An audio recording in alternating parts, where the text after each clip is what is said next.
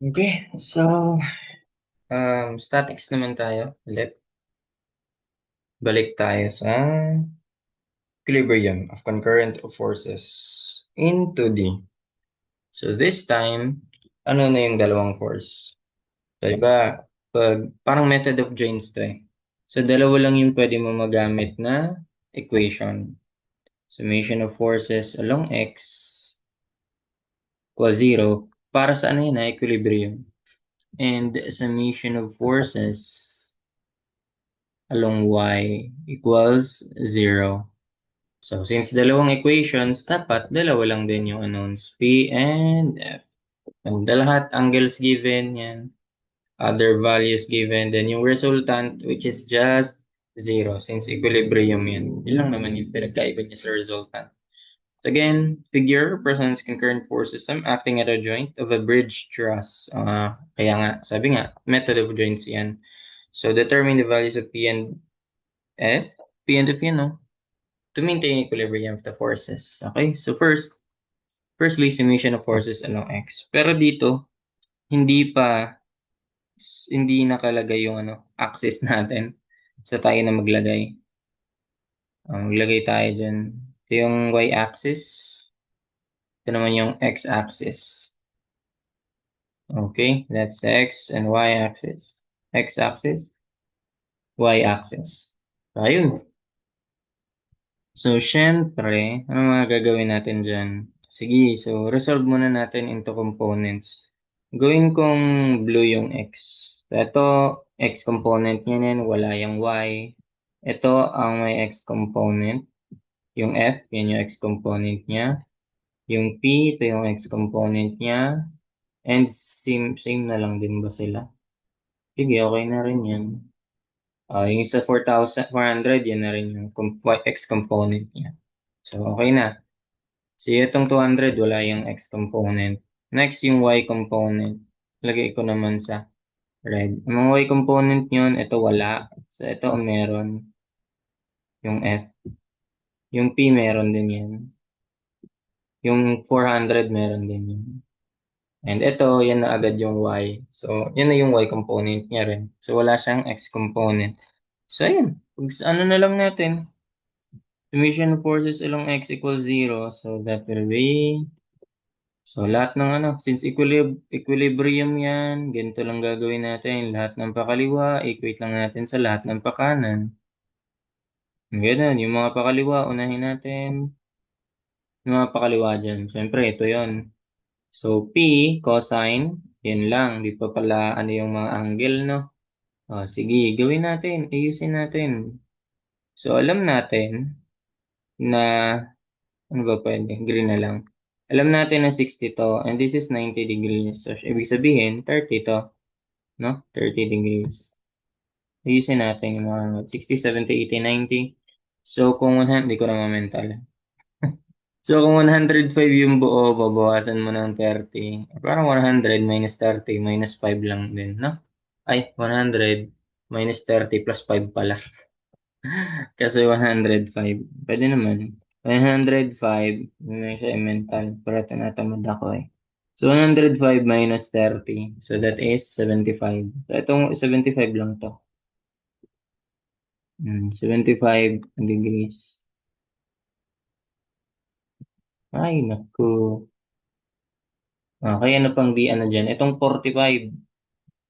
Since alam mo na ang straight line ay 180 degrees, so given na may 105 ka na, and may 60 ka na, o 165, bawas mo na lang yan sa 180. Ating 15 lang, 15 lang pala yan. No, kung 15 to, syempre 30 to, para maging 45 no? So 15 to, kita ba? 30 to, kita naman no? Ayun, okay na. Okay na yung mga angle natin. Okay, di solve natin mga pakaliwa. So, P, ito muna, P cosine 15 yan. No, kasi adjacent niya to, yung 15 adjacent niya yan sa cosine. Ito naman, 400 cosine 30. It's adjacent niya to. Plus 400 cosine 30. Okay, so yun lang ba? Yun lang yung pakaliwa. Ang pakanan ay itong dalawa lang din. 9 ko yung F, so F cosine 60. Ito yan, adjacent niya. F cosine 60. Add natin yung 300. Ayan, modify mo na lang yan. Is P in the form of, ano, nasa kabila yung F. Kaya ko ba gawin yan dito? Sige, mamaya na lang. Mamaya na lang yan. Gawin ko muna yung summation forces along y naman equals 0. So, mga paangat naman equals sa pababa. Unahin ko na lang yung pababa. Ito yun, ito at ito. Para sa mga pababa. So, 400, o opposite niya naman yan. So, sign naman tayo. That will be 400 sine 30 plus, itong kabila, 200. Tama? Plus 200 is equal to, yung mga ito, nasa taas, paangat.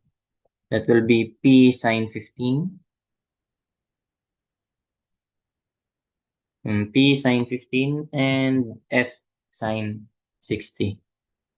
F sine 60. So, mapapansin mo, nagbabaliktaran lang yan sila. 400 sine 30, 400 cos 30. 200, wala namang ano dun. 300, wala ring 300. Wala ring 300 sa paangat, vertical. So, P sine 50, P cos. Then, F cos, F sine. Yun. Okay. So, ayan. So, modify na lang natin. Okay. Natamad ako. Pwede ko ba ibababa na lang ito sila? Yun nga, ayusin ko na nga lang. So, that will be in the form of ano tayo, PF natin. P cosine 15. Tapos, bawas mo yung F, cosine 60. Yan, bawas mo to. Tapos ito, lipat mo doon mga constant. That will be 300 minus 400 cosine 30. Okay na yan, ganyan. Di mo na i-simplify yan. Recta calc na natin yan. Yung isa naman, PF sine. Ito, nakaayos na. Ang galing. So, pagpalitin ko na lang to, tinatamad ako. I-rewrite. And 400, ito. Isa lang yun dito. Pero unahin ko to. P sine 15, tapos ito. Lumaki. Maliit na butas na malaki. Equals, ayan. So, ayun na. Caltech na yan. Yun lang naman hinahanap, di ba? P and F. Sige. Mode 5, ano na lang yun? Mode 5, 1. Para sa A, yun yung coefficient ni P. Ito yun, cos 15, tas negative cos 60. Tapos ito yung constant. Ayun mo na. Lagay natin. That will be, make sure naka-degrees ka. At mag-iiba yan kapag naka-radians ka. Cosine 15 minus cosine 60. Tapos 300 minus 400 cosine 30. Ayan. Tapos sine 15, P sine 15. Ito.